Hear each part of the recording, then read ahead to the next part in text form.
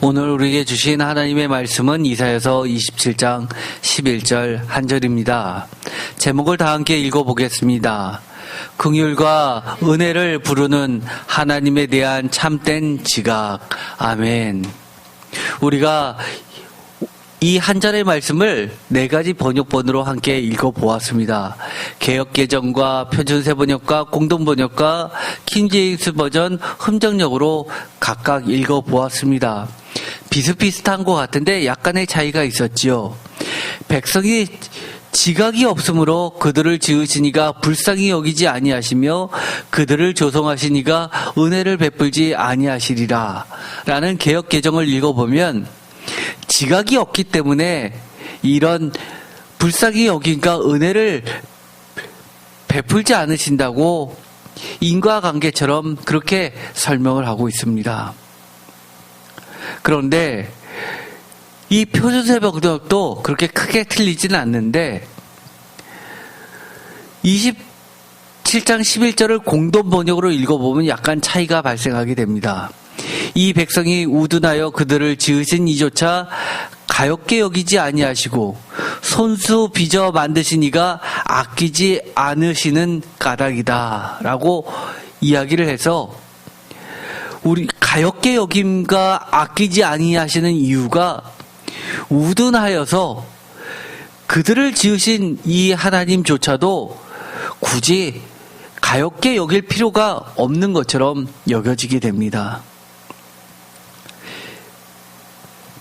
이 킹제임스 버전 흠정역에서도 백성들은 깨닫지 못하는 백성이므로 라고 이야기해서 공동번역처럼 그렇게 이해할 수 있는데 가엾게 여기다를 긍휼로 아끼지 아니하시다를 은총으로 번역한 것이 조금 특이하다고 하면 특이할 수 있습니다. 반면에 새번역 같은 경우에서는 은총을 은혜라고 번역하고 있습니다. 이것을 읽어보면 좀 의아합니다. 왜냐하면 하나님을 믿는 성도라면 사실은 누구나 하나님의 특별하신 긍휼하심, 불쌍히 여기심, 가엾게 여기심과 또 은혜, 긍휼을 잊기를 간절히 소망합니다. 이것은 성도이기 때문이 아니라 비신앙인이라도 최소한 한 번쯤은 나도 하나님이라는 분한테서 정말 긍휼과 은혜를 말로만 들었는데 직접 받았으면 좋겠다라는 생각을 하신 분들도 반드시 있을 겁니다. 그런데 문제는 누구는 받고 누구는 그렇게 원하는데도 받지 못한다는 데 있습니다. 우리가 신앙생활을 하는데 어린 자녀들에게 하나님의 은혜를 얼마만큼 받았니? 라고 보면 마치 선물을 받은 기억이 없는 사람이 선물 언제 줬어요? 라는 그런 표정을 주면서 은혜요? 라고 되묻는 경우가 있기 때문입니다. 왜냐하면 그렇게 원하는데도 받지 못하는데 그 이유는 그 주체, 즉 제공자는 하나님이시고 우리는 대상, 객체, 수혜자이기 때문에 우리가 받고 싶다고 받을 수 있는 것이 아니기 때문입니다. 도대체 무슨 기준이 있길래 우리 인간의 눈에 보이기에 또는 그런 생각이 들길래 이처럼 누구는 받고 누구는 받지 못하는 현상이 발생하는 걸까요? 사실 엄격히 이야기하면 우리 인간의 눈에는 나는 은혜를 받은 적이 없어요. 나는 하나님의 특별한 긍휼하심이나 불쌍히 여기심과 가엾게 여기심을 받아본 적이 없어요. 라고 그렇게 말할 수는 있지만 아무리 악인이라도 그 누구도 하나님의 은혜와 긍휼을 입어보지 못한 사람은 사실은 없습니다. 정말 하나님을 만나고 뒤를 돌아다 보면 누구나 사실은 그때 하나님이 나와 함께 계셨었던 거구나라는 것을 알 수 있습니다. 그런데도 불구하고 우리는 지금 현재 내가 너무 어렵다 보면 마치 온 세상에서 나만 불쌍한 것 같습니다. 나를 불쌍히 여겨주는 사람이 한 명도 없고, 정말 내가 생각하면 나처럼 불쌍하거나 가엾은 사람이 없어서 정말 나는 하나님으로부터 긍휼함을 받아야 되는데, 은혜와 그 은총을 받아야 되는데 라는 생각이 들 때가 있습니다. 왜 그럴까요? 이것은 기본적으로 오늘의 말씀을 보면 하나님에 대한 이런 지각을 막는 요인들이 있다는 겁니다. 오늘 11절에는 하나님에 대한 지각이, 백성들이 지각이 없기 때문에, 또는 우둔하여라고 얘기하면서 하나님에 대한 무지가 결국은 하나님에 대한 하나님이 나에게 은혜를 주셨구나, 너는 나에게 긍휼하심을 주셨구나라는 그 지각, 깨달음을 막는 요인이라고 할 수 있습니다. 좀 더 자세하게는 그 뒷부분에 대해서 보다 자세히 말씀을 드리고, 두 번째는 비슷한 것 같지만 약간의 차이는 오해입니다. 예를 들어서 마태복음 22장에 보면 예수님께서 직접 오해라고 언급을 하시면서 설명을 해주신 본문이 나오게 되는데, 이것을 읽어보면 우리가 얼마나 성경을 보아도, 또는 하나님을 안다고 해도, 예수님을 믿는다고 해도 우리 가운데 많은 오해가 있을 수 있겠구나라는 최소한의 그런 짐작은 할 수 있게 됩니다. 29절, 예수께서 대답하여 이르시되 너희가 성경도 하나님의 능력도 알지 못하는 고로 오해하였도다. 마태복음 22장 29절에는 명확하게 알지 못하는 것, 깨닫지 못하는 것이 오해 때문이라고 이야기합니다. 표준세번역은 이것을 잘못 생각하고 있다라고 이야기합니다. 잘못 생각하는 것 때문에 모른다고 이야기를 하는 겁니다. 무엇 때문에 그럴까요? 사실 이 30절부터 있던 이 이야기는 아직도 신학자들 사이에서 굉장히 논란이 있는 구절입니다. 그러니 당연히 어렵죠. 30절, 부활 때는 장가도 아니 가고 시집도 아니 가고 하늘에 있는 천사들과 같으니라. 31절, 죽은 자의 부활을 논할진대 하나님이 너에게 말씀하신 바 나는 아브라함의 하나님이요 이삭의 하나님이요 야곱의 하나님이로라 하신 것을 읽어보지 못하였느냐. 하나님은 죽은 자의 하나님이 아니요 살아있는 자의 하나님이시니라 하시니. 이 본문은 제가 공강복음서를 설교할 때 설교한 적이 있습니다. 여러분은 이 본문을 읽어보면 제가 추가적으로 설명을 하지 않아도, 아니면 과거의 설교를 다시 한번 찾아보지 않아도 이 말이 무슨 뜻인지 아십니까? 이 마태복음의 22장에 있는 이 말씀은 마가복음 12장에서도 이야기가 되고 있습니다. 그 정도로 어려운 이야기죠. 12장 27절에 하나님은 죽은 자의 하나님이 아니요 산 자의 하나님이시라 너희가 크게 오해하였도다 하시니라 라고 하면서 다시 한번 오해했다고 이야기를 하시면서, 결론적으로 주님은 하나님은 죽은 자의 하나님이 아니요 산 자의 하나님이라는 것으로 설명을 해 주십니다. 어떠신가요? 웬만하면 오해할 만하지 않습니까? 부활 때는 장가도 아니 가고 시집도 아니 가고 하늘에 있는 천사들과 같은데, 죽은 자의 부활을 논할 때 이것은 아브라함의 하나님이요 이삭의 하나님이요 야곱의 하나님이라는 그 성경 말씀을 통해서 산자의 하나님 또는 살아있는 자의 하나님이라는 그 뜻으로 온전히 이해하는 사람이 있을까요? 사실 살아있는 자의 하나님이시라라고 해석을 해줬는데도 불구하고 산자의 하나님이냐 살아있는 자의 하나님이다 라고 서로 지금도 학자들은 논쟁을 하고 있습니다. 심지어 제가 설교 때 이런 말씀을 드렸죠.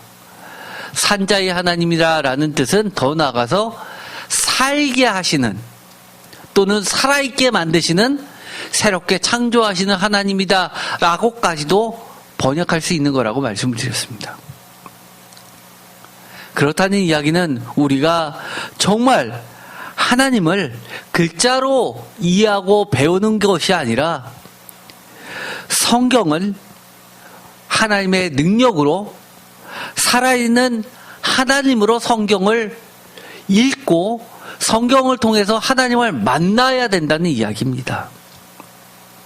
그렇게 되면 이런 오해가 없어진다는 이야기죠. 세 번째, 하나님에 대한 무지는 자신의 생각을 투영해서 자기 사랑의 극대화 또는 탐욕의 극대화를 가지고 이것이 하나님이다 라고 착각하는 경우가 있습니다. 예를 들어서 하나님이라면 이런 거를 당연히 해주시는 하나님의 사랑은 이런 거야 라고 생각하는 것이 있는데, 사실은요, 많은 부분이 내가 갖고 싶은 것, 내가 원하는 것, 내가 바라는 것을 하나님의 사랑이라고, 하나님의 축복이라고 생각하기 때문에 발생하는 많은 착각들이 있습니다. 그러나 우리가 이사야서를 보더라도 심판과 구원, 심지어 화이슬 진저라는 설교를 제가 할 때도 그것을 뒤집어서 읽으면 그 화이슬 진저에 해당하는 내용을 거꾸로 하면 이것이 복 있는 자에 대한 설교가 될 수 있다고 말씀을 드렸습니다. 사실은 동일하게 사랑하는 자들을 향해서 하나님께서 너희들은 이런 복 받는 자들이 되라라는 말을 이렇게 하면 화 있는 자들이 된다라고 저주를 저주를 퍼붓는 말들이 된다고, 어떻게 보면 동전의 양면이고 어떻게 보면 같은 이야기라고 말씀을 드렸습니다. 그런데도 불구하고 우리는 그렇게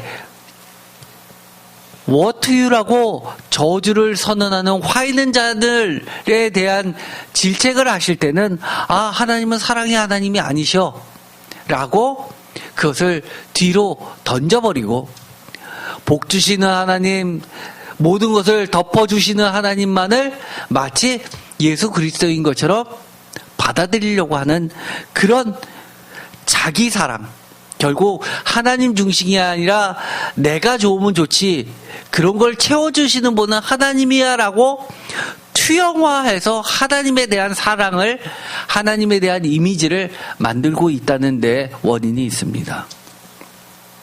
사실 이 모든 것을 우리가 벗어버려야지만 온전한 하나님을 인격적으로 만날 수 있는 겁니다.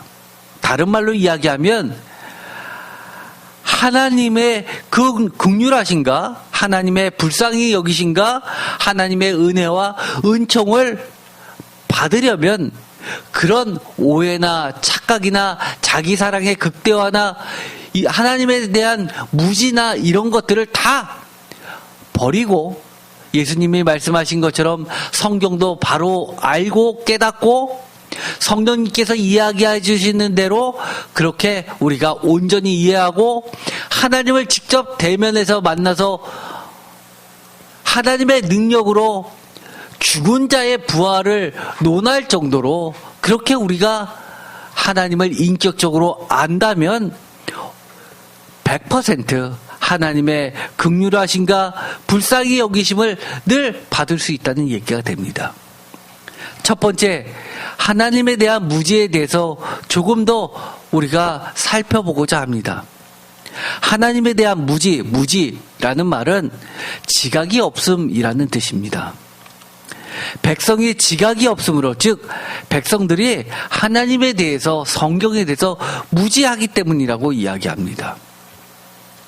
여기서 무지라는 이 말은 사실은 비나라는 언더스탠딩이라는 것에 대한 반대말입니다. 그 앞에 부정어가 붙었을 뿐입니다. 이 비나라는 것은요, 언더스탠딩 하면, 우리가 언더스탠드 하면 이해하다라는 뜻이지만 총명이라는 단어로도 번역될 수 있는 말입니다. 그런데 NASB에서는 이 말을 clearly라고도 번역한 문장이 나옵니다. 명확하게, 분명하게 라는 뜻이죠. 또한 discernment라고 번역된 것이 3번이나 있었습니다. 물론 29차례나 언더스탠딩으로 번역을 했습니다. discern이라는 말은 어떤 뜻이냐면 dis는 쪼개는 걸 dis라고 합니다. 커팅하는 거죠. D가 die에서부터 나옵니다. 그리고 son이라는 것은 사실은 인식에 관련된 단어입니다. have 하듯이 낱낱이 파헤쳐가지고 이것과 이것의 차이점을 명확히 하는 것이 discernment입니다. 구분시키는 겁니다. 이것은 비슷하지만 같은 게 아니에요. 이거와 이거는 이렇게 달라요. 자, 보세요. 쪼개면 이렇게 속이 다르잖아요. 이거는 꽉 잡고 이건 텅텅 비었고 라고 할 때 그런 식의 명확하게 선을 그어주고 구분시켜주는 거, 이게 discernment입니다. 예를 들어서 이사야서 30장 2절에 총명이라는 단어가 나오는데 이게 비나입니다. 같은 단어를 총명으로 번역했습니다. 잠언 30장 2절, 나는 다른 사람에게 비하면 짐승이라 내게는 사람의 총명이 있지 아니하니라. 표준세 번역은 참으로 나는 사람이라기보다는 우둔한 짐승이며 나에게는 사람의 총명이 없다. 우둔하다, 총명하다라는 단어로 쓰인 겁니다. 그런데 3절을 보면 이런 단어가 나오게 됩니다. 나는 지혜를 배우지 못하였고 또 거룩하신 자를 아는 지식이 없거니와. 지혜라는 말과 지식이라는 말이 나와서 이 총명, 비나라는 것과 무엇이 다를까요? 여기서 총명은 아까도 이야기했던 것처럼 비나 언더스탠딩입니다. 이해를, 언더는 아래에서 스탠딩, 서 있는 것의 밑에서 낮은 자세로 키높이를 맞춰서 자세히 볼 때를 언더스탠딩이라고 하죠. 그런데 이 지혜라고 하는 것은 아마 여러분들도 들어보신 적이 있을 겁니다. 호크마라는 단어입니다. 신학을 전공하게 되면, 신학교에 가면 사람들이 제일 먼저 사고 싶은 여러 가지 주석서가 있는데 요즘은 이런 주석서를 잘 사지 않지만 저의 윗세대, 아버님 세대 같은 데는 이 호크마 주석서 이거를 많이 보셨습니다. 하나님의 지혜로 성경에 주석을 달아놨다는 거죠. 또 지식이라는 이 단어는 다트라는 단어입니다. 그런데 다트는 어근이 야다에서 디귿이 붙어가지고 다트가 된 건데, 이 야다라는 것은요, 히브리 단어 중에서 알다라는 가장 기본적인 단어입니다. 아마 가장 많이 아냐 모르냐 할 때 가장 많이 쓰이는 단어가 야다입니다. 이거는요, 우리가 알고 있는 알다라고 하는 것과는 완전히 차원이 다른데요. 어떤 기본적으로 히브리 사람들이 안다라고 할 때는, 이 야다를 쓸 때는요, 단순히 내가 배워서 하는 그런 것이 아닙니다. 경험적으로 말을 안 해도 속마음까지, 또는 부부가 아니고서는 모를 은밀한 것까지 아는 것을 이야기합니다. 말을 안 해도 눈빛만 봐더라도, 표정만 봐더라도 속속들이 아는 겁니다. 여러분들도 그러시죠? 다른 사람들은 모르는데 이 부부끼리는 딱 보면 압니다. 내가 조금이라도 말 실수했는데 사람들은 모르지만 이 부인은 벌써 화가 나 있습니다. 또 이럴 때도 있습니다. 남들은 알아차리지 못하는데 봤는데 부인의 여러 가지 표정과 여러 가지 분위기를 보면 괜찮아 이러는데도 불구하고 굉장히 아프다는 것을 알게 됩니다. 이런 것은 많은 세월과 둘 사이에 부딪혔던 많은 경험과 이런 것을 토대로 해서 아주 친밀한 사이에서만이 알 수 있는 그런 알입니다. 그래서 히브리 사람들은 안다라고 할 때 기본적으로 하나님과의 깊은 교제를 통해서 하나님과 마치 부부 관계인 것처럼 그렇게 속속들이 아는 것을 진짜 안다고 하는 겁니다. 굉장히 차원이 높죠. 그래서 이 야단은요, 이런 뜻도 있습니다. 부부 관계를 하다라는 뜻도 가지고 있을 정도로 매우 친밀하고 은밀한 것까지도 아는 것을 이야기합니다. 저도 그렇습니다. 저희 아내가 정말 강사모가 아프면은요, 말이 없어집니다. 그래서 그럴 때는 제가 그러죠. 좀 말이 많고 떠들었으면 좋겠다고 그럽니다. 그런데 또 어떨 때는 화가 나서 막 쏘아붙이면 제가 그만해 그러면 언제는 말이 많았으면 좋겠다고 그러면서 이건 건강하다는 표시야 그럴 때도 있습니다. 정말 우리가 하나님과의 알, 성경책과의 알은 글자 그대로 받아들이는 것이 아니라 그 성경 글자를 통해서 우리가 그 말씀을 우리 삶에서 적용하다 보면서 겪게 되는 여러 가지 신앙적 갈등, 그 가운데서 어려움 속에서 하나님이 내려주신 여러 가지 은혜와 은총들을 경험하면서 깨닫게 되는 그런 하나님과의 기쁜 교제를 통해서 알게 되는 그런 것을 이야기합니다. 어떠신가요? 여러분들은 정말 성경을 아십니까? 하나님을 아십니까? 아까 그 예수님께서 오해하셨다라고 하는 그 산자의 하나님 또는 살아있는 하나님이라는 것은 정말 예수님만이 하나님을 그렇게 친밀하게 품속에 계셨기 때문에 우리에게 해 주실 수 있는 말씀인 겁니다. 사실 이 부부관계가 아니면은 모르는 것들이 너무 많죠. 반면에 이 호크만은 우리가 아주 잘 알고 있듯이 wisdom, 지혜로 번역합니다. 그런데 이것이 지혜라는 뜻도 있지만 스킬이라는 단어로도 번역될 때가 있습니다. 그리고 다트라는 것은요, 그야말로 널리지입니다. 아까도 이야기했지만 다트는 기본적으로 야다에서 출발한 겁니다. 기본적으로 널리지라는 뜻이지만 이것은 아까도 말씀드렸듯이 영어로는 다 포함할 수 없는 단어입니다. 그래서 이거는 다트는 사실은 야다에서부터 해서 히브리적 사고를 통해서 안다라고 이해해야지 우리가 영어 사전 찾아봐서 널리지 이렇게 이야기하면 절대로 이해할 수 없는 말입니다. 또 성경에 특별히 이사야서 5장에 보면 이 지각의 반대말이 나오게 됩니다. 바로 무지입니다. 5장 13절 그러므로 내 백성이 무지함으로 말미암아 사로잡힐 것이요 그들이 귀한 자는 굶주릴 것이요 무리는 목마를 것이라. 그러므로 수월이 욕심을 크게 내어 한량없이 그 입을 벌린즉 그들의 호화로움과 그들의 많은 무리와 그들의 떠드는 것과 그 중에서 즐거워하는 자가 거기에 빠질 것이다.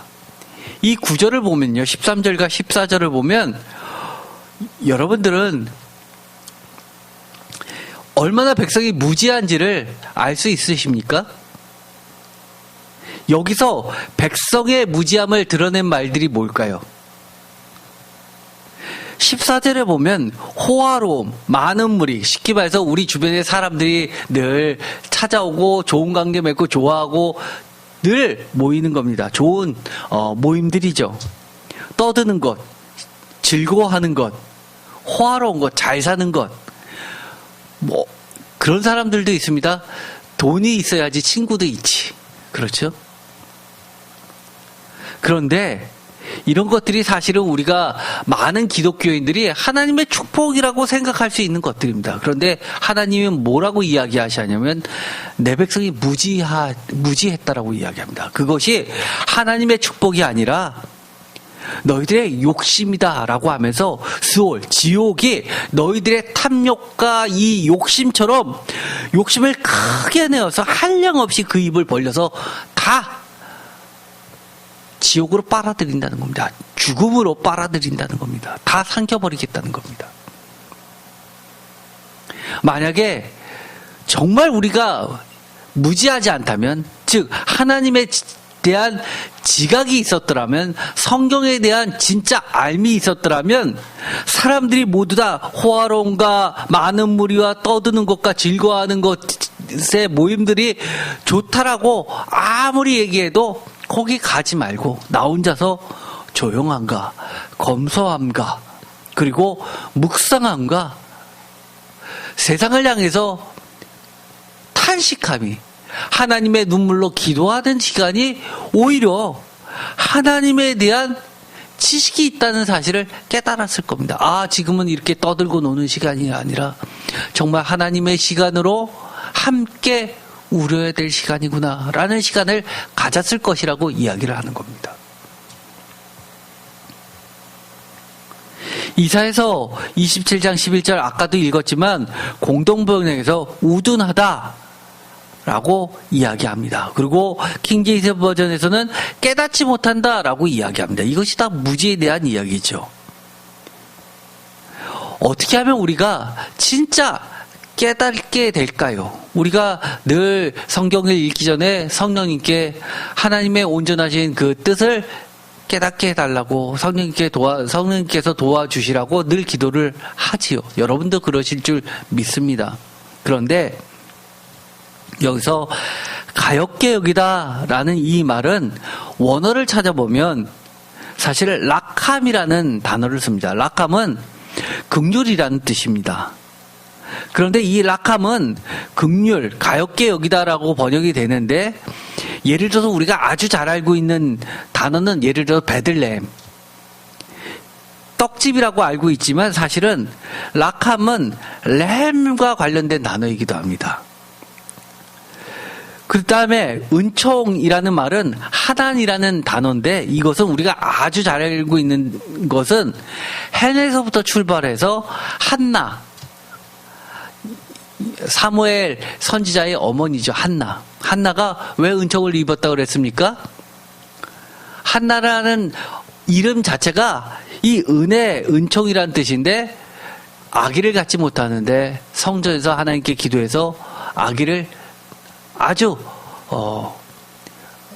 늦은 나이에 갖게 되죠. 그러고 나서 하나님께 바치게 됩니다. 긍휼과 은총, 사실 이 두 가지가 빠지면 우리가 신앙생활을 할 때 맛이 납니까? 힘들어서 신앙을 끝까지 유지할 수 있을까요?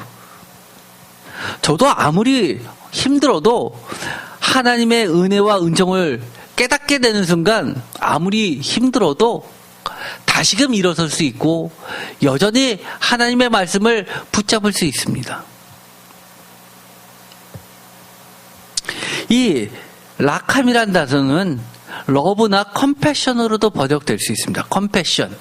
뭐 단체도 있죠. 구제하는 단체입니다. 컴패션. 컴은 COM, 이것은 함께, 패션, 감정을 함께 나누는 거죠. 그래서 여러 불쌍한 사람들을 보고 기부를 해서 그들과 함께 그들의 아픔을 나누고 나의 축복을 함께 나누는 이런 것들을 컴패션이라고 그러죠. 어떻게 보면 컴패션은 공감 또는 이런 단어로도 바꿀 수 있는 단어입니다. 정확하게 이야기하면 어떻게 보면 공감이라기보다도 머시에 가까운 단어이죠. 이사야서 27장 11절에 아끼지라고 할 때 이것은 원어로는 제가 은총이라고 말씀을 드렸습니다. 은혜라는 헨에서부터 출발한 단어인데요. 이것은 우리가 그레이셔스, 은혜스러운 또는 could you do me a favor 할 때, 부탁을 할 때, 뭐 도와주시겠어요 할 때 favor입니다. 호의라는 뜻이기도 합니다. 제가 2015년 7월 10일 날 새벽 예배 때 요한복음 14장 1절에서 24절까지를 하면서 이 오이다라는 거하고 기노스코라는 이 두 단어를 그것을 비교하면서 설교를 한 적이 있었습니다. 사실 이때는 초창기여가지고 설교를 들었어도 사람들이 굉장히 어려워했습니다. 왜 새벽 예배에 이렇게 머리 아픈 거를 하느냐고. 그렇지만 이거는 지금 정도 다시 들어보면 좀 여러분들한테 좀 도움이 될 듯합니다. 이 히브리 성경에서 야다라는 그 단어가 헬라어로 가면서 바뀐 단어가 오이다입니다. 알다라는 뜻인데요. 성경에 또한 알다라는 단어가 비슷한 단어가 기노스코라는 헬라어가 있습니다. 이것은 어떻게 보면 깨닫다에 더 가깝습니다. 그래서 요한복음을 전공한 학자들은 이 오이스코와 기노스코와 오이다를 가지고 이 요한복음 공동체, 최초로 생겼던 요한복음의 공동체, 교회의 성격을 규정하는 것을 연구를 좀 많이 합니다. 역사적 발전 단계에 따라서. 예를 들어서 요한 공동체, 요한 1서, 요한 2서, 요한 3서 교회들, 요한복음 교회들, 요한계시록 교회들이 분명하게 공간복음서 교회들, 예를 들어서 마태교회, 마가교회, 그 다음에 누가교회하고는 성격이 굉장히 틀리죠. 그런데 왜 이렇게 다른 신학적 배경을 가지고, 신학적 배경이라는 것은 그들의 신앙 고백이 이렇게 다를 정도로 그렇게 구분이 되느냐라고 하면, 예를 들어서 기노스코를 강조하는 쪽은 예를 들어서 이 사마리아 쪽에서 발현이 됐을 것이다. 그다음에 오이다를 쓰는 그 성도들은 아마 이 예루살렘 쪽에서 디아스포라 쪽으로 발전된 게 아니냐라고 보는 겁니다. 좀 어렵죠? 그런데 이 요한복음 14장이 특별히 요한복음을 전공한 사람들 중에서 관심을 끄는 이유가 대표적으로 예수님께서 어떻게 제자들을 훈련시켰는지 그 방식이 아주 잘 나와 있습니다. 이것을 흔히 요한복음의 대표적 미드라시라고 하는데, 미드라시라는 걸 들어보셨죠? 시편할 때 미드라시는 그 뜻이 주석이라는 뜻입니다. 그런데 미드라시 하면 랍비들의 가르침, 수업 방식인데 특별히 토론식 방식입니다. 그래서 예를 들어서 원숭이 엉덩이는 빨가면 사과는 맛있어 라고 하면서 맛있은 건 뭐 이렇게 하면서 단어가 하나 나오면 그것을 계속 연관을 시키면서 꼬리를 물면서 어떤 논리를 해석해가는 과정입니다. 그런데 이 요한복음 14장에 보면 예수님이 이런 식으로 제자를 훈련시켰다는 겁니다. 2절, 내 아버지 집에 거할 곳이 많도다. 그렇지 않으면 너에게 일렀으리라. 내가 너희를 위하여 거처를 예비하러 가노라. 3절, 가서 너희를 위하여 거처를 예비하면 내가 다시 와서 너희를 내게로 영접하여 나 있는 곳에 너희도 있게 하리라. 4절, 내가 어디로 가는지 그 길을 너희가 아느니라 라고 얘기했는데 5절에 도마가 이렇게 질문합니다. 도마가 이르되 주여, 주께서 어디로 가시는지 우리가 알지 못하거늘 그 길을 어찌 알겠사옵나이까. 6절, 예수께서 이르시되 내가 곧 길이요 진리요 생명이니 나로 말지 않고는 아버지께로 올 자가 없느니라. 7절, 너희가 나를 알았더라면 내 아버지도 알았으리라. 이제부터 너희가 그를 알았고 또 보았느냐. 여기 보면 7절에 알았더면 알았으리로다, 알았고라는 단어가 나옵니다. 그리고 또 보았느니라. 8절, 빌립이 이르되 주여 우리에게 보여주십시오. 그래야면 좋겠나이다. 9절, 예수께서 이르되 빌립아, 내가 이렇게 오래 너희와 함께 있었을 때 내가 나를 알지 못하느냐. 나를 본 자는 아버지를 보았거나 어찌하여 아버지를 보이라 하느냐. 10절, 내가 아버지 안에 거하고 아버지는 내 안에 계신 것을 내가 믿지 아니하느냐. 내가 너희에게 이르는 말을 스스로 하는 것이 아니라 아버지께서 내 안에 계셔서 그의 일을 하시는 것이다. 요한복음을 읽으면 좀 어렵다는 느낌이 드는 게 바로 이런 것들입니다. 2절에 집 얘기를 했습니다. 거처 얘기를 했습니다. 그런데 그 집을 얘기하면서 4절에 길을 얘기합니다. 그런데 그 길을 4절에 아느냐 그랬더니 5절에 안다 모른다 이야기를 합니다. 그리고 나서 7절에 또 안다 알았다라는 이야기를 반복하는데 그 다음에 보았다라고 하는데 8절에 또 보았다를 받아가지고 보여주십시오. 그러니까 9절에 아까 알다 알지 못하다를 얘기를 하면서 알지 못하느냐 아버지를 보았거든 어찌하여 나를 보이나 본다 얘기를 합니다. 이렇게 단어를 물고 들어가면서 이 제자들을 가르쳐 주십니다. 그러면서 10절에 보면 아주 재밌게 끝납니다. 시작은 뭘로 시작했죠? 집 얘기로 시작했습니다. 근데 끝날 때는 뭘로 끝나냐면 믿음의 얘기로 끝납니다. 내가 아버지 안에 거고 아버지는 내 안에 계신 걸 내가 믿지 아니하느냐. 그래서 요한복음에 보면 마지막에 이렇게 이야기합니다. 요한복음의 저자가 이것을 기록할 게 너무 많은데 다 기록하지 못한다. 그런데 진리를 알려주고 예수님에 대해서 알려주고 이것을 믿어서 너희가 생명을 얻게 하는 게 내 기록 목적이라고 이야기합니다. 그렇다는 이야기는 아주 간단히 얘기하면 예수님에 대해서 올바로 안다면 그 안에 생명이 있다고 이야기를 하는 겁니다. 그래서 뭐라는 얘기입니까? 알았으면 믿으라는 얘기입니다. 암과 믿음은 분리되지 않습니다. 요한복음의 특징입니다. 제대로 알면 제대로 믿을 수밖에 없는 겁니다. 그래서 요한복음의 특징은 공간복음서와 다르게 오소독스입니다. 즉 이단과 정통을 구분시켜주는 중요한 교리가 여기에 다 들어가 있습니다. 그래서 우리가 예를 들어서 삼위일체 개념, 그 다음에 또 뭐 있습니까? 성령님 얘기 요한복음에만 있죠. 보혜사 성령에 대한 이야기, 생명에 대한 이야기, 부활에 대한 이야기, 그리고 예를 들어서 진리가 너희를 자유하게 하리라. 이것도 사실은 요한복음에만 있는 이야기입니다. 그 다음에 또 가장 중요한 거, 예수님을 로고스, 말씀으로 보는 것도 요한복음에만 있습니다.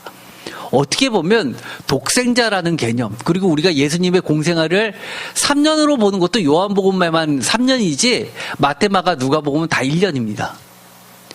어떻게 보면 우리가 요한복음이 없었더라면 지금 우리가 믿고 있는 기독교는 아주 형태가 다른, 교리가 매우 다른 그런 개념의 기독교였을 겁니다. 그런데 요한복음이 하나 딱 등장하면서 요한교회들이 형성되면서 지금 우리의 기독교 교리의 상당한 부분의 뼈대를 형성하고 있습니다. 그것이 생명력이라고 합니다. 그런데 여기서 보면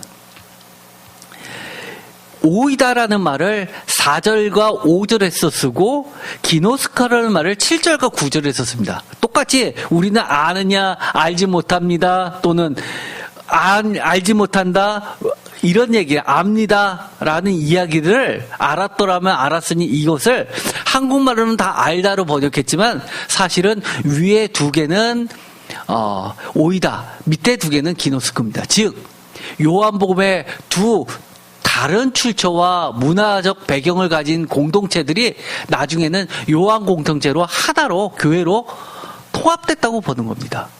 즉 이 히브리적 개념의 기독교와 헬라적 개념의 기독교가 하나가 되는 공동체로 해서 아주 공간복음서에서 없는 독특한 형태의 그런 기독교 공동체가 탄생했다고 보는 겁니다. 그런데 제가 지금 말씀드리려는 것은 뭐냐면 오이다는 아까도 말씀드린 것처럼 야다에서 히브리 야다에서 헬라어로 바꾸다 보니까 친밀한 사이에서 경험적으로 은밀한 것까지 말 안 해도 표정만 봐도 아는 그런 단계인데요. 기노스크라는 것은요, 약간 도 닦듯이 순간적인 깨달음입니다. 전에도 알았다고 생각했는데 순간 딱 빛이 예수님의 빛이 오면서 말씀이 그거였지. 왜 내가 그걸 몰랐지? 이거 하나를 딱 깨닫고 나니까 과거에 이해 안 되던 모든 말씀이 쫙 저한테 들어오는 그런 각성의 그런 깨달음을 이야기하는 경우가 많습니다. 그러나 지금은 우리한테 이것이 통합되다 보니까 학자들도 아무리 연구를 해도 여기부터는 이 헬라파, 여기는 히브리파 의 요한 공동체를 분리를 할 수가 없습니다. 이처럼 14장 하나에도 섞여 있기 때문에 다른 장에 가면 한 절에 두 가지가 막 섞여서 나오는 경우도 있습니다. 그래서 지금은 그걸 불가능할 수 없고 하나로 통합해서 보는 것이 옳다. 구분할 수 없다. 이게 이제 가장 중론입니다. 어쨌든 간에 여기서 보면 예수님은 이렇게 이야기하시는 겁니다. 내가 어디로 갔는지 그 길을 너희가 모른다고? 그렇게 내가 너희와 오랫동안 같이 생활했고, 그렇게 내 표정만 봐도 알고, 그리고 너와 나는 정말 부부처럼 그렇게 먹고 자고 같이 늘 생활했는데 그걸 몰라? 이렇게 말씀하시는 겁니다. 그런데 나중에 가면 이렇게 이야기합니다. 너희가 나를 알았더라면, 지금이라도 정말 내가 너희들이 몰라? 그러면서 내가 곧 길이요 진리요 생명이니 나로 말지 않고는 아버지께로 올 자가 없느니라 하는 순간 이 사람들이 그랬네? 진짜 그러네? 왜 내가 몰랐을까라 하면서 순간 깨달음이 왔으면 당연히 알았어야 되는데 그걸 아직도 모른다고 이렇게 물어보시는 게 되는 겁니다. 좀 이해가 되시나요? 좀 어렵죠? 그런데 제가 이걸 2015년에 새벽 예배 때 했으니까 사람들이 표정이 얼마나 무슨 소린가 했겠습니까? 어쨌든 간에 지금은 여러분들이 이런 과정을 통해서 이야기하고자 하는 것은 이처럼 무지가 아니라 올바른 알미, 하나님의 말씀을, 예수님을 정말 오랜 시간 동안 신앙생활을 하면서 정말 성육신의 개념처럼 그렇게 말씀과 내가 분리될 수 없을 정도로 그렇게 하다 보면 알게 되고, 그렇게 하면서 새롭게 세상의 진리로는 아무리 가르쳐줘도 알 수 없는 것을 성령님이 깨닫게 해주시는 그런 진정한 알무로 나아간다는 것을 이야기합니다. 또 재미난 것이 있습니다. 누가복음 11장 52절과 마태복음 23장 13절에서 15절에 대표적으로 화이슬 진저라는 선교를 2020년 9월 23일 수요 예배 때 한 적이 있습니다. 이때 이런 설교를 했죠.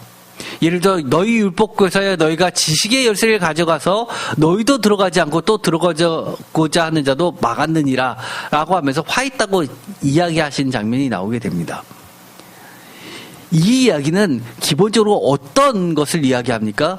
율법교사는 쉽게 말해서 정확하게 성경에 대한 지식이 있고 하나님에 대해서 올바른 알미 전제돼야지 바로 인도할 수 있는데 그런 게 없기 때문에 너도 못 들어갈 뿐만 아니라 네가 가르치는 사람들도 올바로 인도할 수 없다라고 화이슬 진짜라고 이야기하는 겁니다. 그렇다고 보면 우리가 정말 내가 왜 이렇게 하나님의 은혜를 잘 못 받지? 왜 난만 긍휼하심이 없지라고 생각한다면 다시 재점검해 봐야 됩니다. 내가 성경을 내 욕심대로 혹시 읽지 않았나? 내 선입견대로 내가 받고 싶은 거를 하나님의 뜻인 것처럼 그렇게 부분적으로 읽지 않았냐? 정말 전체적으로 이 하나님의 성경책이 이야기하는 것대로 내가 따라가지 않았느냐? 정말 예수님의 말씀처럼 길을 잃어버리지 않았냐라고 다시 점검해 봐야 되는 겁니다.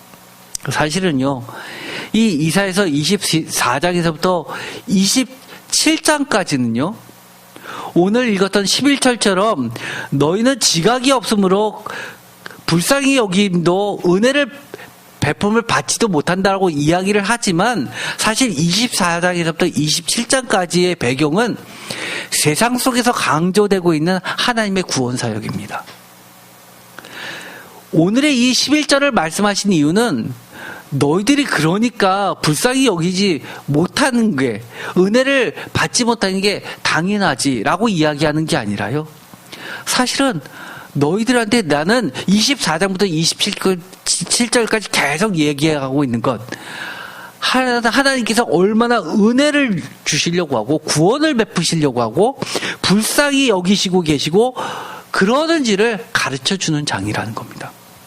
우리가 검색을 해보면요, 이사야서 24장 4절에도 세상이 나오고요, 24장에는 땅이란 말이 그 다른 어떤 것보다도 너무 많이 나옵니다. 예를 들어 1절, 3절, 4절, 5절, 6절, 11절, 16절, 17절, 18절, 19절, 20절, 21절.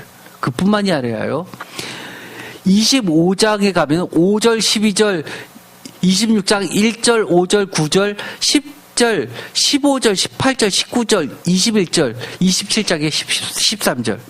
24장부터 27장까지 몰아보면은요, 예를 들어서 또 세계라는 단어도 24장 4절, 13절, 26장 9절, 18절, 이렇게 보면 이 땅에 관련된, 세상에 관련된 것만 모아보면요, 이사야서 전체에 관련된 땅의 세계에 관련된 거에 거의 3분의 1입니다. 이 24장부터 27장까지에 대거 몰려 있습니다.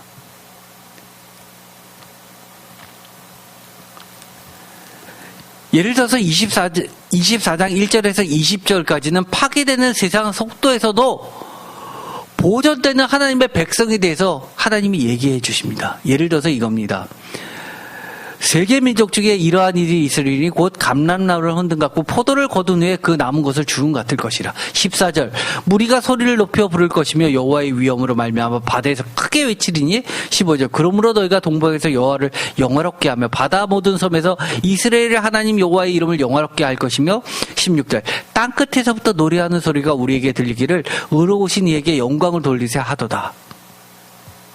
사실은 이 24장에 여러 가지 심판과 화에 대한 이야기가 많이 있지만 하나님은 파괴되는 세상 속에서도 하나님의 진리는 세상 속에서 보존되는 하나님의 백성을 향해서 하나님의 은혜와 긍휼하심과 불쌍히 여기심이 집중되어 있다는 겁니다.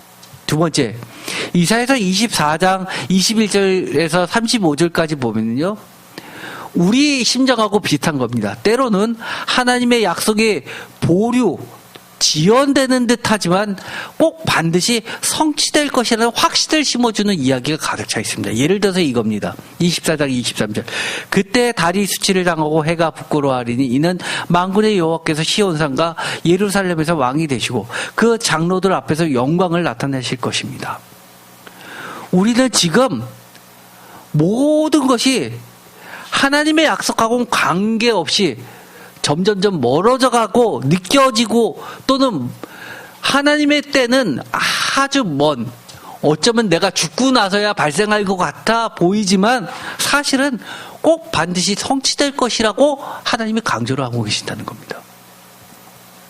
여러분들은 성경책을 읽을 때 이거는 진짜 나하고 너무 먼 얘기야 라고 생각되는 것들이 많이 있습니까? 그럴 때일수록 하나님의 은혜와 이 우리를 향한 긍휼을 제대로 이해하고 알았으면 좋겠습니다. 그것이 바로 지각이 있는 성도들입니다. 이사야서 25장 1절에서 12절에는 온 세상이 시온산은 제가 뭐라고 그랬죠? 주님의 몸된 교회라고 얘기했습니다. 시온산에서 만족을 얻게 될 날이 반드시 올 것임을 또한 강조하고 있습니다. 25장 6절 만군의 여호와께서 이 산에서 만민을 위하여 기름진 것과 오래 저장하였던 포도주로 연회를 베풀 것이라고 약속을 해 주십니다. 그러면서 그 유명한 말씀이 나오죠. 구약에서 부활을 이야기한 것을 단 한 절만 꼽으라고 하면 모든 구약학자가 이 8절을 꼽습니다. 물론 더 길게 보면 에스겔서에서 이 뼈들이 살아나는 그런 것도 꼽지만 이게 가장 중요한 거고, 이것이 나중에 요한계시록까지 가게 되죠. 사방을 영원히 멸하실 것이라 주 여호와께서 모든 얼굴에서 눈물을 씻기시며 자기 백성의 수치를 온 천하에서 제하시리라 여호와께서 이같이 말씀하셨느니라. 9절 그날에 말하기를 이는 우리의 하나님이시라 우리가 그를 기다렸으니 그가 우리를 구원하시라. 이는 여호와시라 우리가 그를 기다렸으니 우리는 그의 구원을 기뻐하며 즐거워하리라. 어떠신가요? 가슴이 벅차지 않습니까? 하나님의 은혜가 한 발짝 더 다가온 것 같지 않습니까?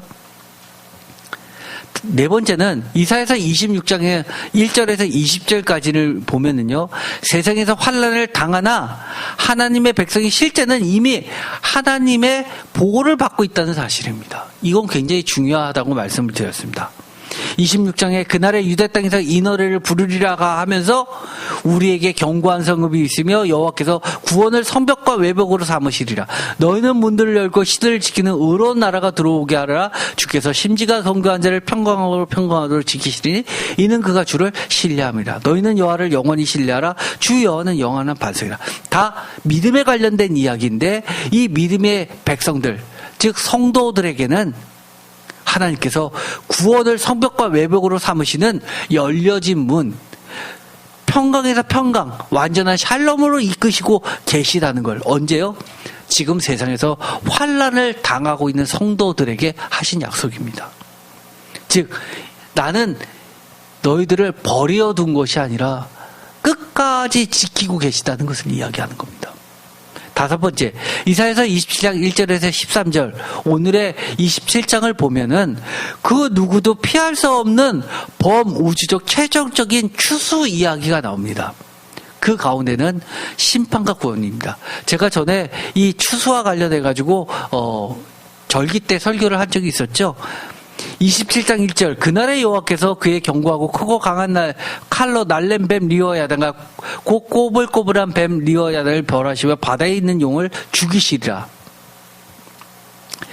27장 12절, 너희 이스라엘 자손들이 그날에 여호와께서 창이라는 하수에서부터 애굽 시내까지 과실을 떠는 것 같이, 제가 이걸 가지고 추수하는 절기에 관련된 말씀으로 전한 적이 있습니다. 과실을 떠는 것 같이 너희를 하나하나 모으시리라. 그날에 큰 나팔을 불리니 마지막 때를 이야기하죠. 아수르 땅에서 멸망한 자들과 애굽 땅으로 쫓겨난 자들이 돌아와서 예루살렘 성산에서 여호와께 예배하리라.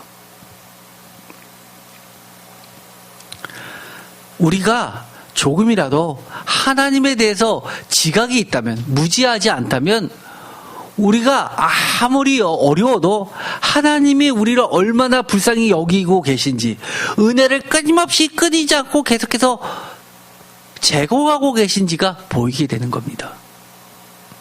이사야서 5장 13절, 그러므로 내 백성이 무지함으로 말미암아 사로잡힐 것이요 그들의 귀한 자는 굶주릴 것이요 무리는 목마를 것이다. 지식이 없어서 그렇다는 겁니다.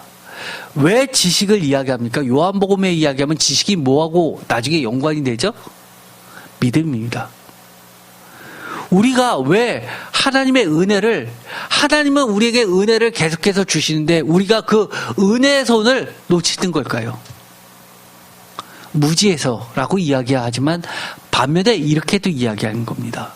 무지하기 때문에, 믿지 못하기 때문에 그러는 겁니다. 하나님이 얼마나 우리를 사랑하시고 불쌍히 여기시고 계속해서 은혜를 베푸는지 믿지 못하기 때문입니다. 알지 못하기 때문입니다. 이사야서 45장 20절, 열방 중에서 피난한 자들아 너희는 모여오라, 함께 가까이 나오라. 나무 우상을 가지고 다니며 구원하지 못하는 신에게 기도하는 자들은 무지한 자들이라. 우리들은 이렇게 이야기할 겁니다. 아유, 정말 무지하죠. 어떻게 나무 우상을 가지고 다니면서 구원하지 못하는 신에게 기도합니까? 우리는 안 그래요. 이게 무지하면 어떻게 우리가 오해하느냐. 21절, 너희는 알리며 진술하고 또 함께 은혜하여 이를 옛적부터 듣게 한 자가 누구냐. 이전부터 그것을 알게 한 자가 누구냐. 나 여호와가 아니라 나 외에 다른 신이 없나니 나는 공의를 행하며 구원을 베푸는 하나님이라. 나 외에 다른 이가 없느니라. 이 20절과 21절은 사실은 좀 관계없는 듯한 얘기인 것 같습니다. 그런데요, 무지한 자들을 이야기하면서 21절을 이야기하는 이유를 다시 듣고 우리가 20절을 보면 어떻게 됩니까? 나 외에 다른 신이 없나니 라는 말과 구원하지 못하는 신, 이 두 가지를 한번 비교를 하면요, 우리가 어려움에서 구원받으려고 할 때 우리가 의지하고 있는 게 무엇인지를 보면 우리가 우상을 섬기고 있는지 아니면 하나님만 섬기고 있는지가 나옵니다. 저는요, 기독교인 중에서 그런 분 많이 있습니다. 내 노후는 연금이 보장해 준다고. 연금이 없으니까 집안 차례로 있어서 그거 가지고 세를 받아야지 살 수 있다고. 그렇게 이야기하시는 분 사실은 굉장히 많죠. 우리 나머지 인생을 그런 것으로 구원을 삼을 수 있습니까? 그렇지 않습니다. 엄격히 이야기하면 그렇지 않습니다. 그렇죠? 아무리 집이 몇 채씩 갖고 있어도 하나님이 데려가시면 그만입니다. 자식한테 물려주면 되죠. 자식한테 물려주지만 그거 다 말아먹고 더 악하게 되는 경우 제 주변에도 얼마나 많은지 모릅니다. 그런데 자식한테 재산 하나 안 남겨줬는데요. 얼마나 신앙적으로 아름답게 크고 정말 우리가 봐도 너무너무 예쁜데 하나님이 얼마나 예뻐하실까라고 생각하는 그런 자녀들이 있습니다. 딱히 그 자녀가 별로 하나님 앞에 신실하지 않은 것 같아요. 그런데 우리는 그렇게 인정하는 경우들이 많습니다. 아, 부모님들이 저렇게 하나님을 잘 믿더니 부모님의 그 신앙의 축복을 자녀들이 따먹네? 그런 얘기 들어보셨죠? 물론 최종적인 축복은 각각이 하나님 앞에 계산해야 될 몫이 있습니다. 세상에선 복을 받아도 결국은 은혜를 입어도 깨닫지 못하는 자는 결국은 하나님 앞에서 망할 수밖에 없는 겁니다. 끝까지 가봐야 하는 거죠. 그렇지만 우리가 붙잡고 있는 것들, 재산, 권력, 직장, 사업, 기타 등등 건강, 친구들 이런 거를 다 떠나서 정말 내 인생의 마지막으로 걸고 있는 것이 무엇인지, 내 인생의 목표가 무엇인지를 보면 사실은 진짜 무엇을 믿고 있는지 그 참된 정체가 드러납니다. 그것들에 대해서 우리가 진짜 아는지 아직도 모르는지를 분간할 필요가 있습니다. 심지어 이런 말씀이 나오죠. 얼마나 이스라엘 사람들이 무지했는지. 이사야서 56장은요. 굉장히 중요한 장입니다. 주님께서도 이 말씀을 인용하셨죠. 6절 또 여호와와 연합하여 그를 섬기며 여호와의 이름을 사랑하면 그의 종이 되며 안식일을 지켜 더럽히지 아니하며 나의 언약을 굳게 지키는 이방인마다 내가 곧 그들을 나의 성산으로 인도하여 기도하는 내 집에서 그들을 기뻐할 것이며 그들의 번제와 희생을 나의 제단에서 기꺼이 받게 되리니 이 집은 내 집은 만민의 기도하는 집이라 일컬음이 될 것입니다. 오늘 대표 기도에도 이 기도를 했죠. 제가 깜짝 놀랐습니다. 이스라엘에 쫓겨난 자를 모으시는 주 여호와가 말하노라. 내가 이미 모은 백성 외에 또 모아 그에게 속하게 하리라 하셨느니라. 들의 모든 짐승들아 숲 가운데의 모든 짐승들아 와서 먹으라. 이스라엘 파수꾼들은 맹인이요 다 무지하여 벙어리 개들이라. 짖지 못하며 다 꿈꾸는 자들이요 누워있는 자들이요 잠자기를 좋아하는 자들이냐. 백성을 지키는 파수꾼이 뭡니까? 예를 들어서 목회자라는 겁니다. 하나님의 말씀을 올바로 가르쳐서 제사장들이 그들을 하나님께 올바로 인도를 해야 되는데 파수꾼인데 영적인 파수꾼인데 잘못됐을 때 그것을 깨우쳐주고 개가 짖어서 도둑을 내쫓듯이 그렇게 경각심을 줘야 되는데 그러진 않고 꿈꾸는 자들처럼 미신의 그런 점쟁이들 역할만 한다는 겁니다. 그래서 이 제사장들이 예를 들어서 제사장들 우리가 신명기나 레위 같은 데 보면 부정한 자는 진 밖으로 내쫓는 경우가 있죠. 그러고 나서 피부병이 있느냐 보고 거룩한 자만 그 모임에 다시 들어오게 하고 며칠 동안 밖에 있게 하고 그런 장면들이 나오게 됩니다. 그런데 이스라엘의 테두리 안에 못 들어오는 자들이 있죠. 그런 자들을 테두리 밖에 있는 자를 하나님께서는 오히려 이제 부르신다는 겁니다. 그들이 이방인이라고 칭했던 자들, 그들이 이스라엘 백성이지만 우리의 공동체에서 몰아낸 자들을 하나님이 부르셔서 어떻게 만드시냐면 내 집은 만민이 기도하는 집이라고 하나님의 집을 오픈하시겠다는 겁니다. 오히려 나는 하나님의 선민이라고 생각했던 사람들은 안식일에도 짐을 지고 들어왔고 안식일에 짐을 지고 들어오면서 교회에서 장사하는 심정으로 신앙을 유지했던 사람들, 교회에서 만나는 여러 가지 사람으로 인맥을 쌓아서 그걸로 사업을 한다든지 아니면 교회는 사람이 많으니까 그것을 가지고 여러 가지 장사를 하든지, 우리 대형교회 가면 어떻습니까? 예를 들어서 결혼식장은 어느 권사님한테만 하게 하고, 머리 손질은 어느 집사님한테만 하고, 뷔페는 우리 교회 모 장로님이 하는 뷔페만 허락해주고, 사실 이런 것들이 대부분의 교회가 성도들끼리 돕자라고 하지만 사실은 끼리끼리 장사하는 집단이 됐습니다. 그래서 특히 이 주변에도 상가들을 전도해 보면 뭐라고 이야기하냐면 우리는 큰 교회 다녀요 라고 대답하는 상인들이 많습니다. 큰 교회에 등록해야 하지만 뭐 하나로 더 잘 팔리니까요. 그런데 주님은 이렇게 이야기합니다. 너희들이 그렇게 몰아세웠던 자들을 하나님은 오히려 모으셔서 내 집이 만민이 모여 기도하는, 즉 우리처럼 이방인이 성도의 중심이 된다고 이야기합니다. 어떤 사람들? 하나님의 명령을 올바로 지키는 자들, 하나님에 대한 지식이 올바로 있는 자들. 이것이 마가복음 11장에 그대로 들어가 있습니다. 예수님께서 마지막에 예루살렘에 오셔서 성전을 척결하면서 하셨던 말씀이죠. 16절, 아무나 물건을 가지고 성전 안으로 지나다님을 허락하지 아니하시고 이에 가르쳐 이르기를 기록된 바 내 집은 만민이 기도하는 집이라 칭함을 받으리라 하지 아니하느냐. 너희는 강도의 소굴을 만들었더라 하시니. 그런데 마태복음과 누가복음에도 나오지만 이 만민이라는 말을 뺍니다. 그래서 13절에 보면 내 집은 기도하는 집이라 라고 해서 마태복음 21장에서는 만민을 생략하죠. 누가복음 19장도 마찬가지입니다. 46절, 내 집은 기도하는 집이라. 그래서 사실은 이 마태나 누가복음보다도 마가복음이 오히려 이방인들, 즉 헬라 쪽에 있는 기독교인들 대상으로 한 교회였을 것으로 보는 겁니다. 아까 요한복음 5장은 제가 말씀을 드렸습니다.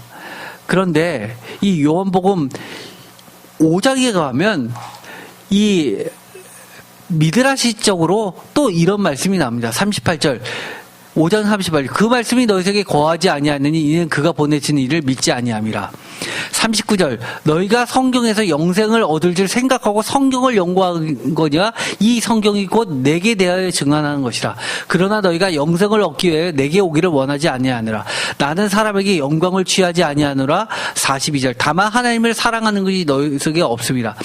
43절, 나는 내 아버지의 이름으로 왔으며 너희가 영접하지 아니하니 만일 다른 사람이 자기 이름으로 오면 영접하리라. 44절, 너희가 서로 영광을 취하고 유일하신 하나님께로부터 오는 영광을 구하지 아니하니 어찌 나를 믿을 수 있느냐. 여기 보면 믿지 않는 것이 결국 뭐라는 겁니까? 올바른 지식이 없어서입니다. 유일하신 하나님께로부터 오는 영광이 뭔지를 모르기 때문에, 무지하기 때문에, 아니면 자기들이 생각하는 영광은 이런 거야 생각하고 그 영광에다가 끼워 맞춰서 하다 보니까 예수님은 영 그 영광하고는 안 맞으니까 예수님을 믿지 못한다는 겁니다. 그래서 심지어 다른 사람이 자기 이름으로 오면 영접하는데 예수님이 아버지의 이름으로 오니까 영접하지 않는다고 이야기합니다. 어떠신가요? 지금까지 쭉 보면 우리가 성경은 우리가 뭐 신학자가 아닌데 뭘 그거를 뭐 이렇게 따지고 그런 생각이 드십니까?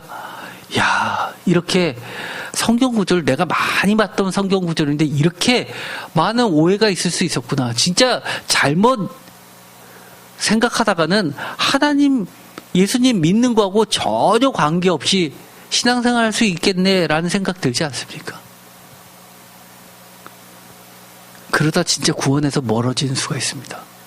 신앙생활 오래 했다고 하는 사람들 가만 들어보면요, 저게 진짜 하나님의 말씀으로 가득 찬 이야기인지 아니면 자기의 교회 생활 경험으로 가득 찬 얘기인지 좀 회의가 될 때가 있습니다. 우리가 오늘의 말씀을 통해서 정말 하나님의 불쌍하심과 은혜를 잊고 싶다면 하나님은 그런 자들에게 무한히 주십니다. 심지어 어느 때까지요? 내가 지금 환난을 받을 때도 구원의 약속을 끊임없이 해주시는 분이 하나님이라는 사실을 기억하시고, 우리가 진짜 성경에 대해서 좀 바로 알자. 정말 하나님에 대해서, 예수님에 대해서 글로만이 아니라 하나님의 말씀 써 있는 걸 내 삶으로 한번 부딪혀 보면서 정말 부부 사이에서나 알 수 있는 그런 은밀한 것을 하나님의 깊은 세계까지, 예수님처럼 하나님의 품속까지 한번 들어가 보자라고 하는 시간이 되었으면 좋겠습니다. 기도하고 마치겠습니다. 하나님 감사합니다. 우리가 지금까지 성경을 읽으면서 너무나 많은 무지와 내 생각으로 가득 찬 착각과 오해와 내 욕심으로 가득 찬 자기 사랑의 극대화로 하나님의 은혜와 영광과 지식과 성경을 얼마나 잘못 읽었는지 회개하게 됩니다. 우리가 정말 하나님의 영, 예수 그리스도의 영, 성령님의 인도하심을 받아서 하나님을, 성경책을, 그리고 예수님을 올바로 깨달아 알고 믿고 또 하나님의 은혜와 긍휼하심을 늘 경험하고 증거하고 가르치는 자들이 되게 하여 주시옵소서. 예수 그리스도의 이름으로 기도드립니다. 아멘.